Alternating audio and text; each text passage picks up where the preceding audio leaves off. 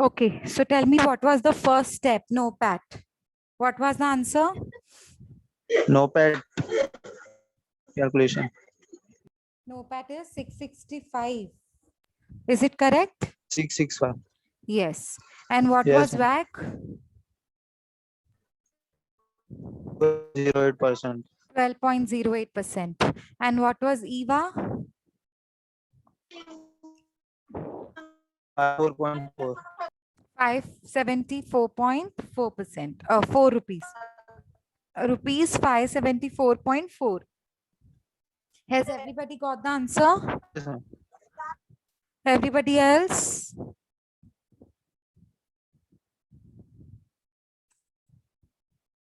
Yes. Have you got the answers?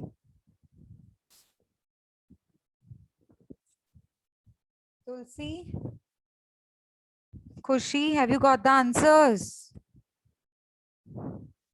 Deepak?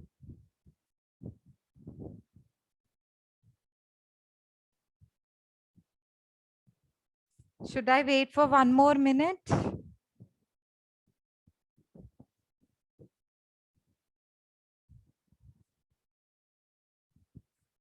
Okay. So let me begin now with the next question.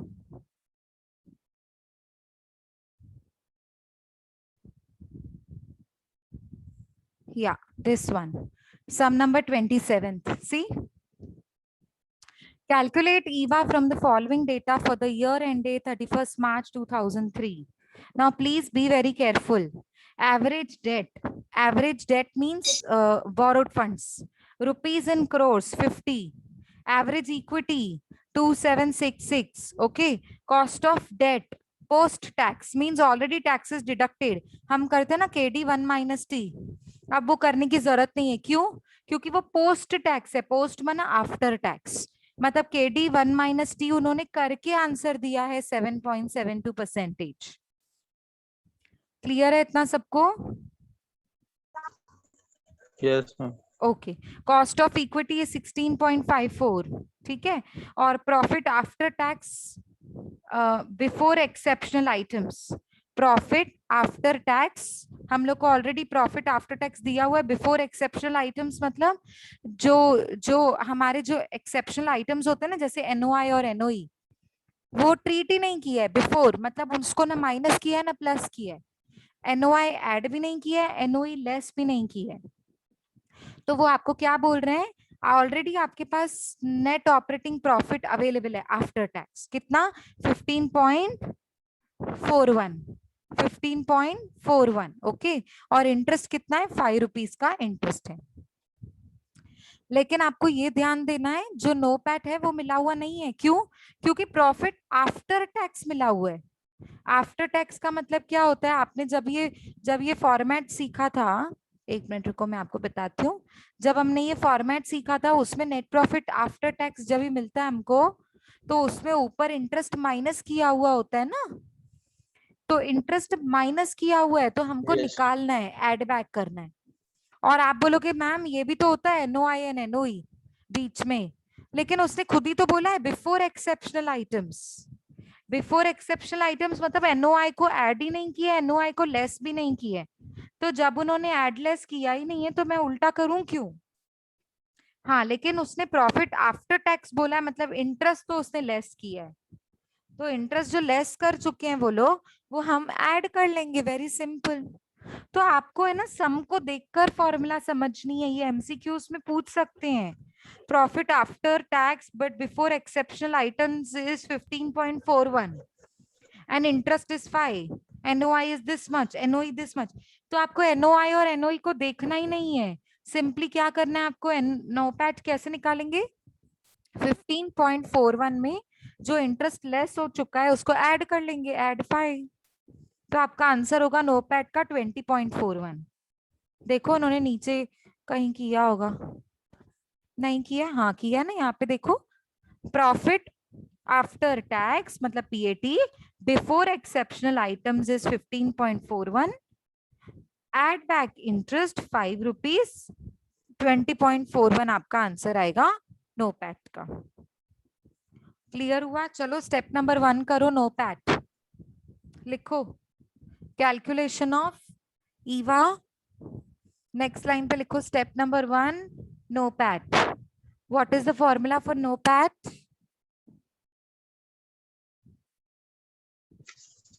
So after tax, very good. less add interest. Back Add interest. interest. Add back interest. Very good. तो आप भी लिखो profit after tax but before exceptional items add interest. So next line पे आ जाओ, लिखो 15.41 add 5. अच्छा, ऊपर से जहां पे आपने लिखा है ना कैलकुलेशन ऑफ ईवा, वहां पे ऊपर से लिख लो फिगर्स इन क्रोर्स. ये सारे फिगर्स क्रोर्स में हैं. ठीक है, मतलब 15.41 करोड़ है, 5 करोड़ है. ठीक है ना. लिखो चलो, come on. 15.41 plus 5. So what will be your answer for NOPAT? Answer of NOPAT will be 20.41. 20.41. Very good. Step number 2, calculation of WACC. See, it is going to be very simple. WACC. मुझे बताओ WACC के लिए कितने columns बनाते हैं? How many columns for WACC? 5. Sources बनाओ, लिखो ऊपर से WACC. Sources, amount, proportion, COC and last column WACC. चलो डू इट. सबसे पहले आपके पास सोर्सेस में क्या क्या है, कैपिटल में क्या क्या है? एक डेट है और एक इक्विटी है, दो ही चीजें हैं. तो आप भी लिखोगे पहले पहले इक्विटी फिर डेट. बोलो इक्विटी कितना है, अमाउंट कितना दिया हुआ है इक्विटी का?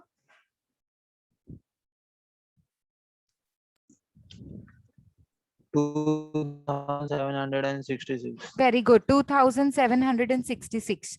और डेट का अमाउंट कितना है? 50. सो 2766 plus 50.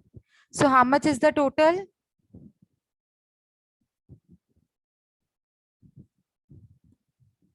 2766 plus 50. Total capital employed कितना होगा? 2,860. Very good, 2816 is your total capital employed.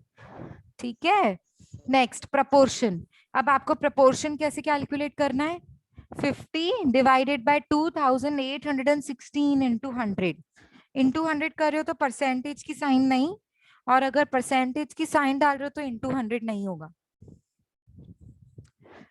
So tell me what is the proportion for debt and equity? पहले equity का बताएंगे आप. 2766 divided by 2816 percentage. 98.22. Very good. And debt का कितना होगा? 50 upon 218 2018. Sorry, it is 50 divided by 2816 percentage. 1.78. Very good. आप दोनों को देखो, प्लस करोगे तो 100 ही आएगा.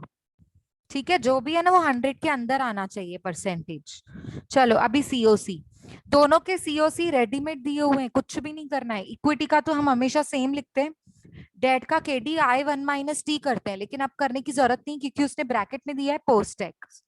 पोस्ट टैक्स का मतलब होता है टैक्स कटी हुई है ऑलरेडी उसमें से. तो कॉस्ट ऑफ इक्विटी कितना है क्वेश्चन में देख के बताइए. 16.54. परसेंटेज. Very good, 16.54 percentage. और कॉस्ट ऑफ डेट कितना है?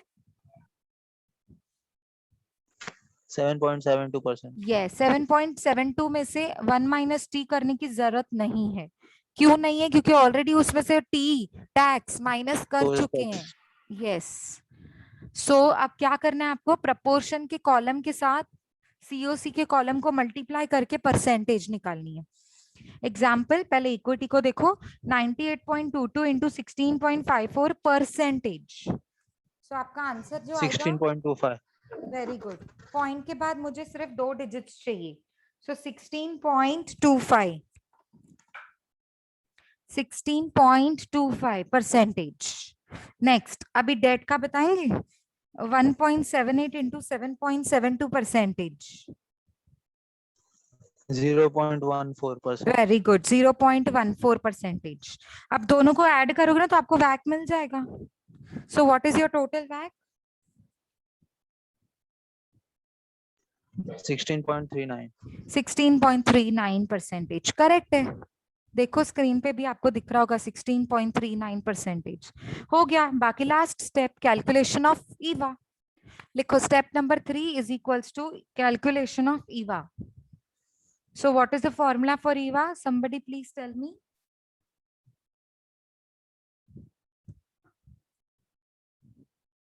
What is the formula for EVA? NOPAT minus total capital employed into WACC. Very good. But total capital employed into WACC will be written in the bracket. Okay. So tell me, what is NOPAT? Your first step का answer.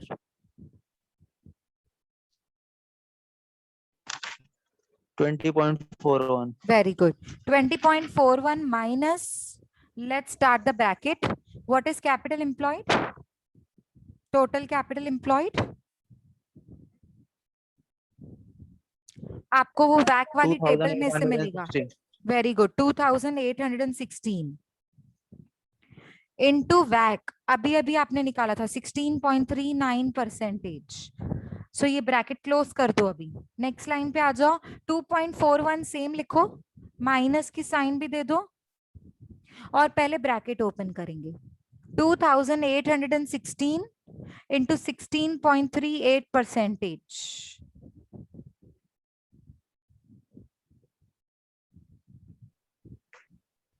461.54 bracket in bracket.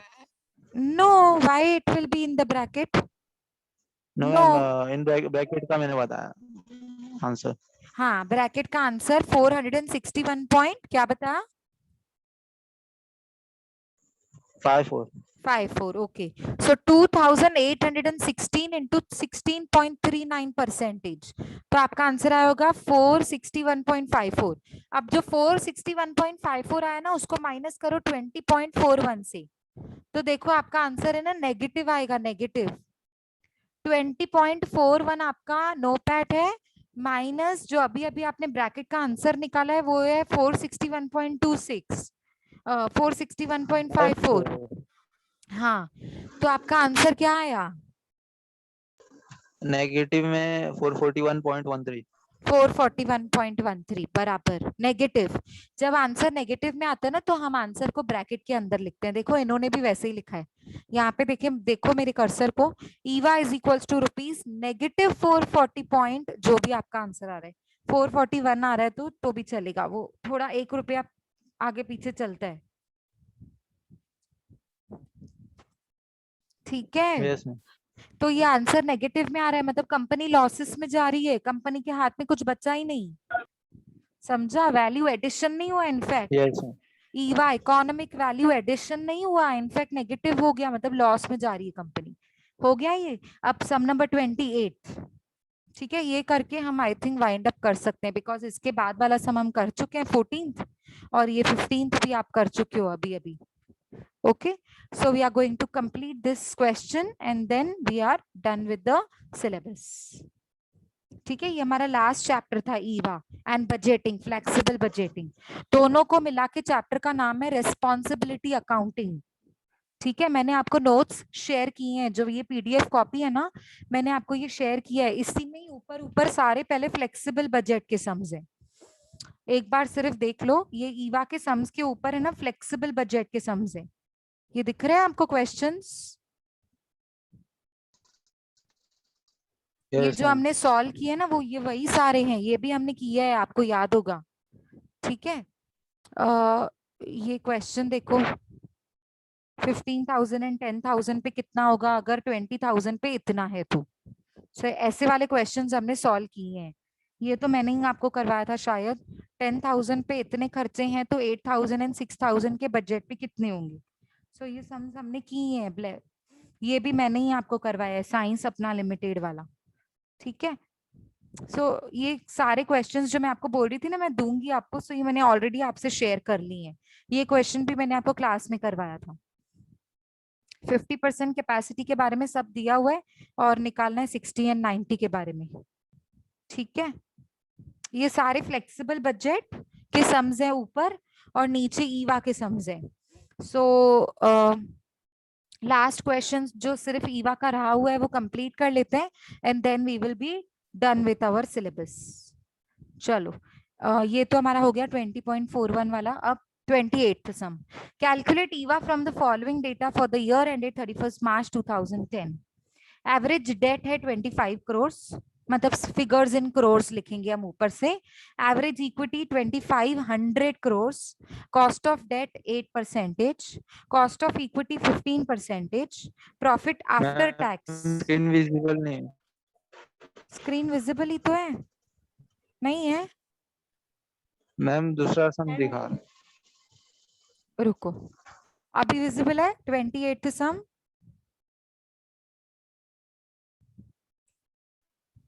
राजन अभी Yes, ma'am. Visible है? ठीक है, देखो Yes. Calculate EVA from the following data, ठीक है, for the 31 March 2010। Average debt दिया हुआ है 25 करोड़, मतलब फिगर्स इन करोड़ में दिया हुआ है। एवरेज डेट भी दिया हुआ है, एवरेज इक्विटी भी दिया हुआ है 2500 करोड़ और डेट है 25 करोड़। कॉस्ट ऑफ डेट है 8%, कॉस्ट ऑफ इक्विटी है 15%। Profit after tax 12 crore. लेकिन ये प्रॉफिट आफ्टर टैक्स में इंटरेस्ट भी तो इंक्लूड होता था ना, तो मुझे निकालना है इंटरेस्ट को। कितना इंटरेस्ट है? 4 करोड़। उसको निकालने के लिए मैं ऐड बैक कर लूंगी। इतना सबको समझ में आया? छोटा सा ही क्वेश्चन है, Yes, ma'am. फटाफट सॉल्व कर लेंगे, 10 मिनट्स में हमारा सम पूरा हो जाएगा। लिखो ऊपर से सबसे पहले calculation of EVA figures in crore. Calculation of, ये देखो मेरी बात सुनो ध्यान से, एमसीक्यूज में पूरा ये क्वेश्चन आ सकता है और मैं पूछूंगी कैलकुलेट ईवा। ये पूरा का पूरा क्वेश्चन आ सकता है एमसीक्यूज में, बस ये चारों पॉइंट्स मैंने दे दी। एवरेज डेट, चलो मैंने ना और सिंपल करना है, मैं और बता देती हूँ। समझो मैंने क्या क्या दिया आपको ना, वैक रेडीमेड दे दिया। आंसर क्या है इसका वैक का, मैं बताती हूँ, रुको। इसके आंसर है वैक का 14.93, तो 14.93 दे दूंगी मैं आपको। और average debt, average equity, cost of debt, cost of equity नहीं दूंगी, क्योंकि ये चारों किस में काम आते हैं? कॉस्ट ऑफ वैक निकालने में। तो मैंने आपको ना क्वेश्चन में बता देना है कि आपका ना वैक कितना है, 14.94। और है ना आपका प्रॉफिट आफ्टर टैक्स है ना 12 करोड़ है और इंटरेस्ट है ना 4 करोड़ है, तो कैलकुलेट ईवा। और टोटल कैपिटल एम्प्लॉयड भी मैं आपको बता दूंगी 2525। तो टोटल कैपिटल एम्प्लॉयड है आपके पास, वैक भी मैंने डायरेक्टली दिया हुआ है, प्रॉफिट आफ्टर टैक्स और इंटरेस्ट भी मैंने दिया हुआ है, तो आपको नो पैट निकालकर ईवा निकालना है। समझ में आया एमसीक्यूज के फॉर्मेट में कैसे पूछ सकते हैं? यस और no? Yes, ma'am. Okay, so let's start. लिखो ऊपर से पहले calculation of EVA figures in crores. लिखो नेक्स्ट लाइन पे step number 1, NOPAT. Formula NOPAT की, इस सम के हिसाब से क्या फॉर्मूला होगी नो पैट की? कोई एनओआई एनओई की इंफॉर्मेशन नहीं है। Add interest, very good. Profit after tax में इंटरेस्ट सिर्फ ऐड बैक करना है बस। लिखो profit after tax add interest, क्योंकि और कुछ है ही नहीं ना। लिखो profit after tax add interest. बताओ प्रॉफिट आफ्टर टैक्स कितना है? 16. नहीं, प्रॉफिट 12. आफ्टर टैक्स 12, इंटरेस्ट कितना है 4, 2. सो 12 + 4 इज 16 करोड़ रुपीज। 16। अभी कैलकुलेशन ऑफ वैक, कितने कॉलम्स बनाएंगे? 5 बनाओ। पहला सोर्सेस, फिर अमाउंट, प्रपोर्शन, यहाँ पे प्रिंटिंग मिस्टेक है, प्रपोजिशन लिख दिया, प्रपोर्शन होगा वो, सीओसी एंड वैक। ये 5 कॉलम्स बना लिए। लिखा स्टेप नंबर 2 वैक।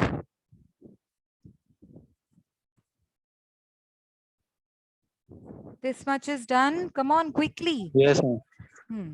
अभी कितने आपको क्या बोलते हैं ये, मतलब सोर्सेस ऑफ फंड्स कितने दिए हुए हैं? एक डेट दिया हुआ है, एक इक्विटी दिया हुआ है। हमेशा याद रखो पहले इक्विटी लिखते हैं। लिखो पहले इक्विटी, अमाउंट में लिखो 2500, 2500 और नीचे लिखो डेट, डेट कितना दिया हुआ है 25, तो 2500 प्लस 25 कितना होता है? टोटल कैपिटल एम्प्लॉयड कितना? 2525 हाँ, तो आप इधर लिखोगे सोर्सेस में, 2500 वेरी गुड, इधर आप सोर्सेस के कॉलम में लिखोगे टोटल कैपिटल एम्प्लॉयड और अमाउंट में लिखोगे 2525, दैट इज 2525। ठीक है, नेक्स्ट, मतलब आपको टोटल कैपिटल एम्प्लॉयड मिल गया 2525। अब नेक्स्ट क्या लिखोगे आप? अमाउंट, ओ सॉरी, प्रपोर्शन। प्रपोर्शन कैसे निकालोगे? 2500 डिवाइडेड बाय 2525 इंटू 100, सो कितना परसेंटेज आएगा प्रपोर्शन का, इक्विटी का? 99। वेरी गुड, ये 99 आया तो वो 1 ही होगा ना, क्योंकि 100% के अंदर ही होता है वो। ठीक है, करके देखो फिर भी, 25 डिवाइडेड बाय 2525 इंटू 100, डेट का निकाल के देखो परसेंटेज आ रहा है, 1% आ रहा है। Yes ma'am 1। सो 99 प्लस 1 आपका ऑलरेडी 100 होता है। Cost of debt, cost of capital, sorry, cost of capital में इक्विटी का कितना है 15% और डेट का कितना है 8। अब आप बोलोगे मैम यहाँ पे तो ब्रैकेट में लिखा हुआ नहीं है पोस्ट टैक्स है कि प्री टैक्स है, तो टैक्स भी तो नहीं दिया ना। अगर आप KD 1 माइनस टी लगाओ फॉर्मूला, तो टी किधर है, टैक्स का रेट किधर है, नहीं है, तो इसीलिए हम अज्यूम करेंगे कि टैक्स काट के ही 8% दिया हुआ है। किसके बारे में बात कर रही हूँ मैं? Okay ma'am. हाँ, किसके बारे में बात की हमने? ये कॉस्ट ऑफ डेप्ट, कॉस्ट ऑफ डेट, डेप्ट। हाँ, कॉस्ट ऑफ डेट है 8%, क्योंकि टैक्स रेट नहीं दिया हुआ है इसीलिए मुझे अज्यूम करना है कि ये आफ्टर टैक्स ही है, मतलब टैक्स कटी हुई है इसमें से। और कॉस्ट ऑफ इक्विटी कितना है 15, तो लिखो कॉस्ट ऑफ इक्विटी में 15 और कॉस्ट ऑफ डेट में 8। अब आपको क्या करना है, प्रपोर्शन के कॉलम को COC के कॉलम के साथ मल्टीप्लाई करके परसेंटेज की साइन प्रेस करनी है। सो 99 इंटू 15%, बोलो इक्विटी का आंसर कितना आएगा? 14.85। 14.85, पीछे परसेंटेज की साइन डालिए। अभी 1 इंटू 8% डेट का, डेट का प्रपोर्शन है 1, COC है 8, 0.08%। Very good, 0.08%। अब दोनों को ऐड करेंगे, 14.85 प्लस 0.08, 14.93 14.93%, वेरी गुड। तो नीचे लिखो therefore WACC is equals to 14.93%। अब हम ईवा की फॉर्मूला लगाएंगे, स्टेप नंबर 3 हो गया, सम खत्म। ऐसे ही है ईवा के सम्स, अभी आप जितने भी सम्स देखोगे ना ऐसे ही है। ठीक है, लिखो calculation of EVA is equals to, बोलो फॉर्मूला, नोपैट माइनस, ब्रैकेट में क्या लिखेंगे? ब्रैकेट में टोटल कैपिटल एम्प्लॉयड इनटू वैक। वेरी गुड, सो नोपैट कितना है आपका, स्टेप नंबर 1 का answer 16 rupees. 16, very good, 16 NOPAT आपका है 16 माइनस, ब्रैकेट शुरू करेंगे, लिखेंगे टोटल कैपिटल एम्प्लॉयड, ये है आपका टोटल कैपिटल एम्प्लॉयड जो आपने ऑलरेडी वैक की टेबल में ऑलरेडी टोटल कैलकुलेट किया हुआ है। सो 2525 आपका कैपिटल एम्प्लॉयड होगा इनटू वैक आपका 14.93%, ब्रैकेट क्लोज। अब हम नेक्स्ट स्टेप में ब्रैकेट ओपन करेंगे, तो लिखो 16 माइनस, ब्रैकेट ओपन करने के लिए सॉल्व करना पड़ता है, कैलसी पे करो, 2525 इंटू 14.93%, 376.98%। वेरी गुड, करेक्ट है। यहाँ पे आप देखोगे ना तो आ रहे हैं, देखो 376.98, स्क्रीन पे देखो। अब देखो यहाँ पे भी आंसर नेगेटिव आ रहा है, 16 में से माइनस करोगे 376.98, तो आपका ईवा नेगेटिव में जाएगा। Negative 360.98। Very good, so EVA is equals to rupees, bracket में 360.98, बिकॉज ब्रैकेट मतलब नेगेटिव, तो यहाँ पे भी हमारा ईवा इकोनॉमिक वैल्यू एडिशन तो नहीं हुआ, लेकिन इनफैक्ट कंपनी आपकी लॉसेस में जा रही है। ठीक है, समझ में आया? Yes, सो ma'am. ईवा के मैंने कितने सम्स दिए हुए हैं यहाँ पे 5, हमने 5 के 5 कैलकुलेट किए हैं। आप एक बार देख लो, यहाँ से हमारा ईवा शुरू हो रहा है, ये उस दिन मैंने आपको प्रॉब्लम करवाया था 5 स्टार लिमिटेड वाला 24th सम। ठीक है, उसके बाद हमने अभी किया ये 27th सम, अभी अभी सॉल्व किया है। 28 सम भी अभी अभी सॉल्व किया। उसके बाद है ये आपका 14th, ये एक्चुअली अनसॉल्व्ड प्रॉब्लम है, मैंने मिक्स करके आपको दे दिया एक पीडीएफ बनाकर। तो 14th प्रॉब्लम है ये जो अभी हमने सॉल्व किया, और 15th आप लोगों ने खुद से किया था। ठीक है, and we are done. So see if you have any doubt we can have a doubt lecture for you all. Okay, मतलब आपको है ना ऐसे नहीं समझना है कि एमसीक्यूज है तो सिर्फ थ्योरी आएगा। प्रैक्टिकल क्वेश्चंस में से कुछ भी उठाकर वो एमसीक्यूज के फॉर्मेट में पूछा जा सकता है। कोई एक छोटी सी पॉइंट भी आपको प्रैक्टिकली सॉल्व करनी हो सकती है। Okay, Yes, ma'am. So I think we can wind up now. ठीक है, कोई डाउट्स हैं आप लोगों Yes, को? ma'am. Any doubts? राजन, मुझे आपकी आवाज नहीं आ रही, फिर से क्रैक हो रही है। Yes, any doubts?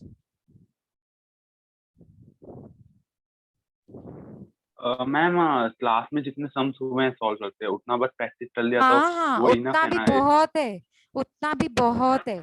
हमने क्लास में जितने सम सॉल्व किए ना उतने भी बहुत हैं, विथ होमवर्क, जो मैंने होमवर्क के सम्स दिए थे। ठीक है, ओके मैम। या और थियोरी पॉइंट्स Yes. को भूलना मत, जो आपको थ्योरी में दिया हुआ है वो भी पढ़ना पड़ेगा। जैसे चैप्टर नंबर 1 थ्योरी था, इमर्जिंग कॉन्सेप्ट्स वाला एक थ्योरी चैप्टर था, और जो जो चैप्टर्स है जो हमने प्रैक्टिकली किए हैं, जैसे स्टैंडर्ड कॉस्टिंग, ठीक है, उसके भी प्रैक्टिकली मतलब जो थ्योरी पॉइंट्स है वो पूछ सकते हैं। जैसे स्टैंडर्ड कॉस्टिंग करने के एडवांटेजेस क्या क्या हैं। सो आपको वो भी थोड़ा बहुत तो आपको थियोरेटिकल नॉलेज होना चाहिए, तो उसको भी थोड़ा रेफर करना।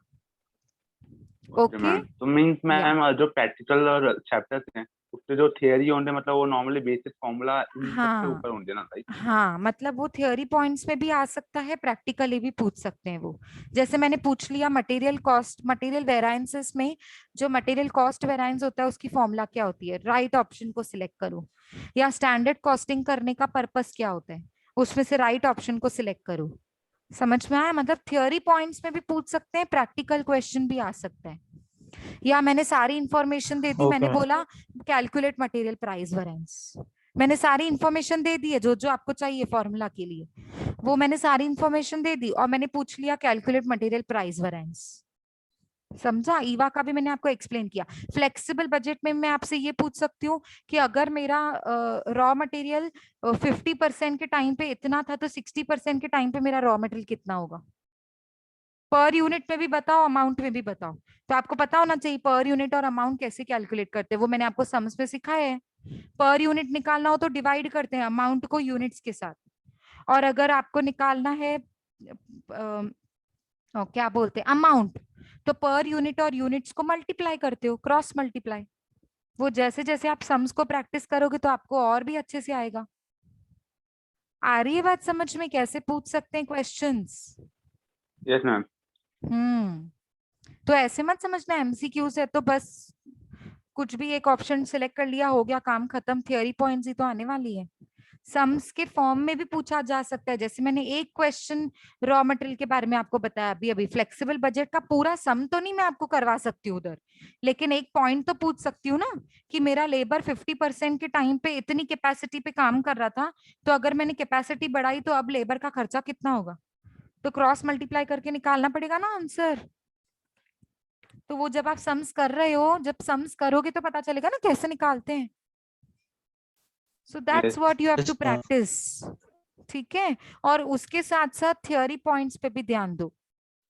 ठीक है, जो जनरल थियोरी पॉइंट्स होती है, एडवांटेजेस, पर्पस वगैरह, और थोड़े बहुत कॉन्सेप्ट्स जो हमने पहले पढ़े थे, एमर्जिंग कॉन्सेप्ट्स। ठीक है, चैप्टर नंबर 1 की थियोरी ऐसी। Okay okay ma'am, thank you. Okay okay Yes, ma'am. Okay. So far Thank I you. No you don't have any doubts, if at all you have collected any doubts, suppose आपको 1-2 दिन में पढ़ने के बाद doubts आ रहे हैं, and if you have collected, please pick it up all the doubts at one place, and then we will we can meet for another doubt lecture. Okay, but Okay, मेरे ma'am. हिसाब से आपको Okay. होने नहीं चाहिए, ठीक है ना? अगर होंगे भी तो हम मिल सकते हैं, not a big problem. Okay, so from my side I'm done with the syllabus. Okay. Take care, and all the best for your exams. Stay home, stay safe, that's Thank very you. important. Yes. Thank you, ma'am. Yeah. Okay. Thank you, ma'am. Yeah, okay, bacha. Most welcome. Take care, everybody. Bye. See you soon. Yeah. Bye. Bye, Yes. everybody. Take care.